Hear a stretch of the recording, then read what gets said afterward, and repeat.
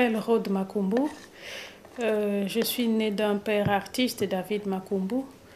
Et donc, j'ai 32 ans et je suis originaire du Congo-Brazzaville.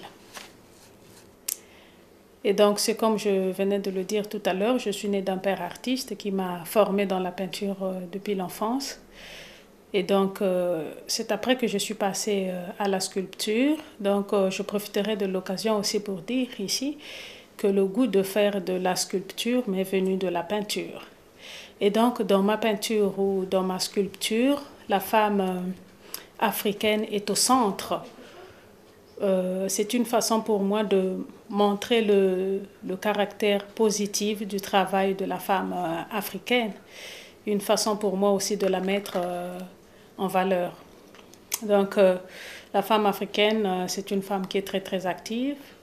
Et en plus, elle a cette accoutumance au poids des responsabilités que je trouve qui est vraiment un atout nécessaire pour un bon développement en Afrique. Pour mon cas, j'utilise par exemple la sciure de bois que je récupère chez les menuisiers.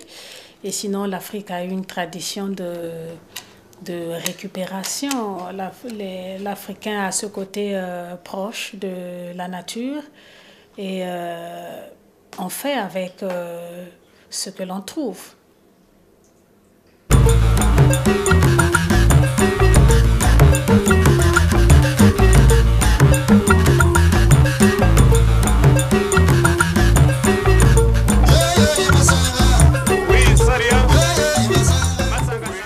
Il y a la modernité qui arrive à grands pas. Donc une façon de rappeler aussi la jeune génération que nous avons des repères qu'il ne faut pas aussi perdre.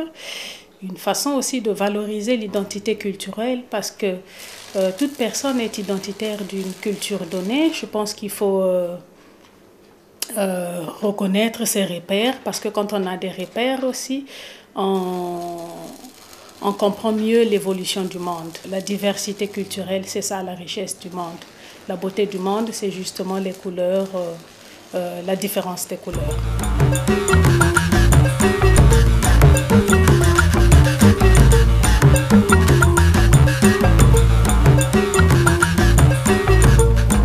J'ai 31 expositions l'année passée. Et depuis que je suis arrivée en Europe en 2003, j'ai déjà fait 103 expositions. Et l'expo qui m'a le plus marqué, c'était plutôt l'exposition de la Côte d'Ivoire, où il y a eu un musicien, joueur de balafon, qui avait accompagné justement les œuvres. Sa musique accompagnait vraiment bien les œuvres, jusqu'au point où moi-même j'étais vraiment étonnée de voir mon travail qui s'intégrait bien avec la musique. J'étais vraiment moi-même étonnée et très contente en même temps. J'avais découvert là quelque chose de nouveau et ça reste vraiment l'exposition qui m'a le plus marquée. C'est dur, c'est pas facile, mais quand on se bat pour ses idées, pour la création, certaines choses peuvent être sacrifiées. Mais c'est une situation qui reste temporaire et j'ai fait justement beaucoup d'expos. Je me suis vraiment battue pour vraiment me faire connaître. C'est pas facile, ça commence à aller. Et donc, c'est vrai que ça fait un bon bout de temps que je n'ai plus revu ma famille, mes enfants. Mais j'ai en ce moment un grand projet qui va démarrer d'ici 2 ou 3 mois à Brazzaville.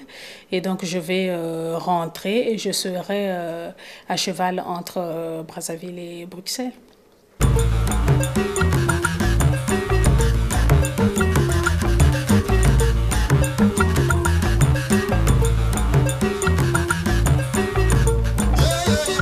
J'ai aussi envie de partager mon art, de former surtout ceux qui vont s'y intéresser.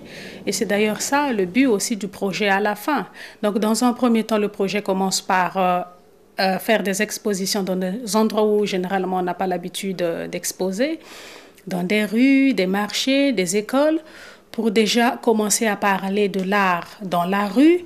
Et la fin, justement, serait d'intéresser les gens de venir, surtout dans mon atelier, et pour les former. Parce que j'ai vraiment envie de leur apprendre par ce projet un autre moyen de communication qui est semblable à la musique, par exemple.